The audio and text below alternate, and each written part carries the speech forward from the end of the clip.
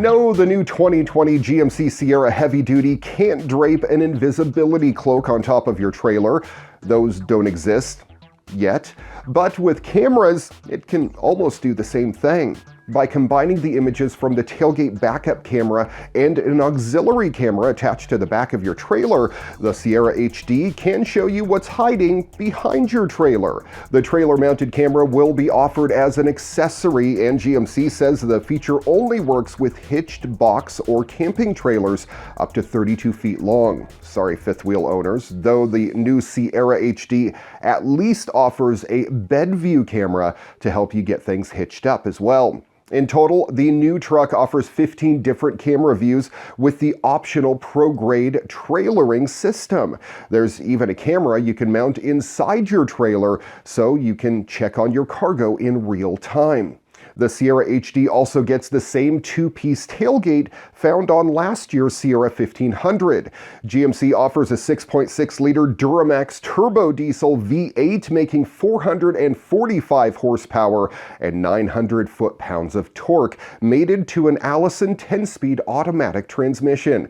That's not as much torque as the new Ram heavy-duty trucks, which, with their Cummins high-output diesels, put out about 1,000 foot-pounds of torque, but it's enough to tow up 30,000 pounds.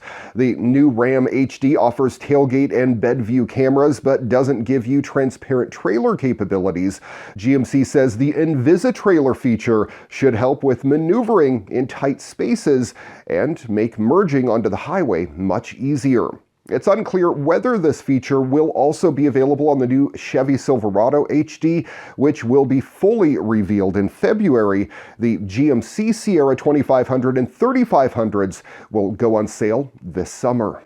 The simple act of building and selling the all-electric Porsche Taycan may be a satisfactory step towards a greener planet for many people, but for Porsche, well, they're going to go the extra mile to make the car and everything around it as environmentally friendly as possible.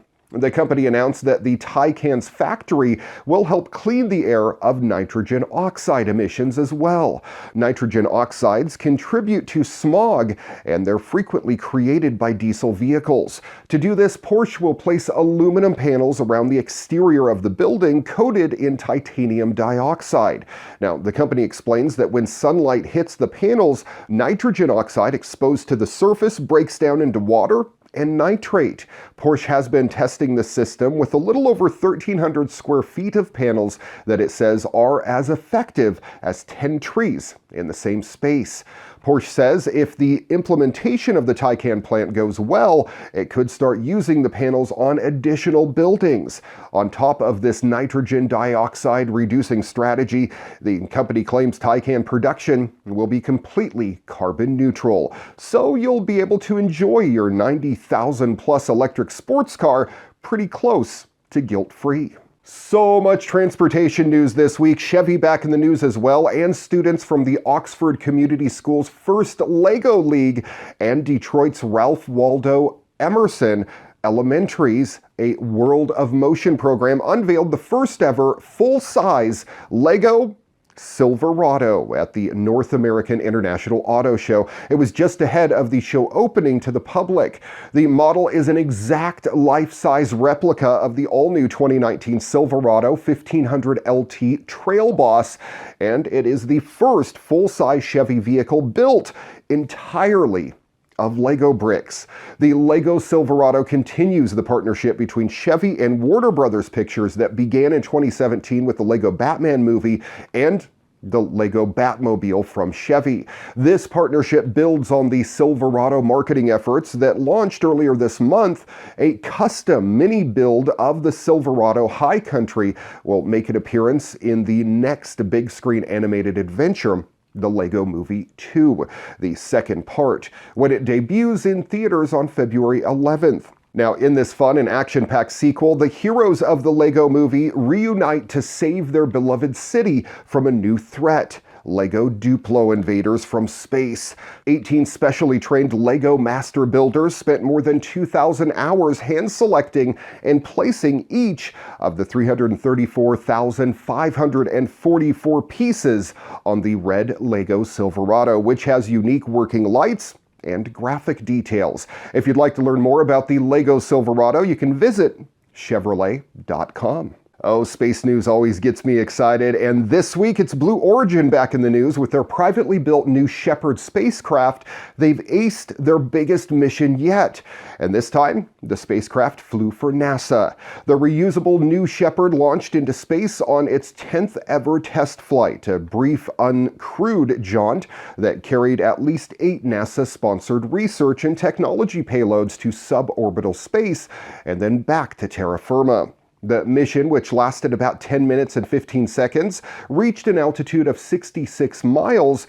Blue Origin officials said the mission began at 10:05 a.m. when the new Shepard rocket capsule duo lifted off from Blue Origin's West Texas test site. The rocket soon came back down to Earth for a vertical touchdown, and the capsule followed suit with a parachute-aided landing on the dusty Texas plains. Blue Origin launched the NS-10 mission amidst a partial government shutdown, and while NASA did simulcast the launch via NASA TV, the agency was shuttered for the most part.